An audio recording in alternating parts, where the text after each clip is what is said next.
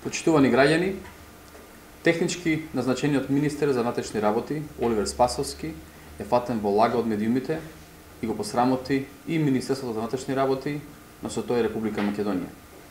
Крајно недостоинствено, Оливер Спасовски, како неговиот сопартиец Чауш, се обиде да фабрикува афера измислувајќи меѓународен криминал со македонски возачки дозволи.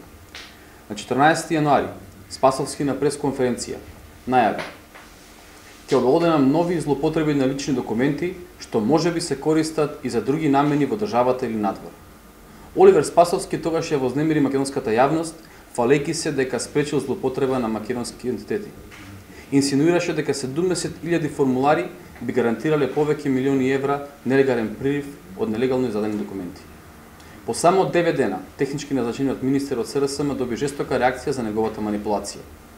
Медиумите открија дека имало огромен револт кај германските авторитети за фабрикувањето на аферата од страна на Спасовски.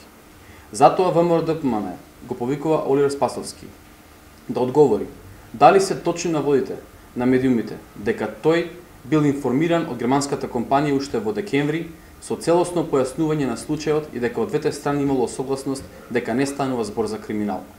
Доколку овие наводи се точни на медиумите дека тој е фатен во лага, тогаш треба веднаш да излези да се извини за скандалот, поднесувајќи одговорноста. Најпрво треба да им се извини на сите вработени во МВР кои неосновано ги обвинуваше. Потоа да им се извини на германските партнери чии углед и репутација ги загрози со своите изјави, а пред се да им се изјави на граѓаните затоа што преку урнисувањето на кредитите на Министерството за внатрешни работи го урива и нашиот кредитет на Република Македонија. Дали лагите на Оливер Спасовски се причина за неговиот молк околу мотивот на германската компанија да се вклучи во меѓународен криминал со печатање на македонски водачки дозволи?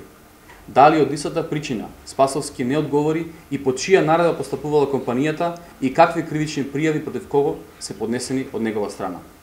Германските авторитети и на своја кожа добија можност да се уверат како во пракса функционира фабриката за афери на Социјалдемократскиот сојуз. Германија можеше одблизу да види колку неморално и бескрупулозно се однесува раководството на СРСМ кога треба некој да биде нападнат или оцрнет од теснопартиски интереси без оглед на штетата која што се нанесува на угледот на Република Македонија.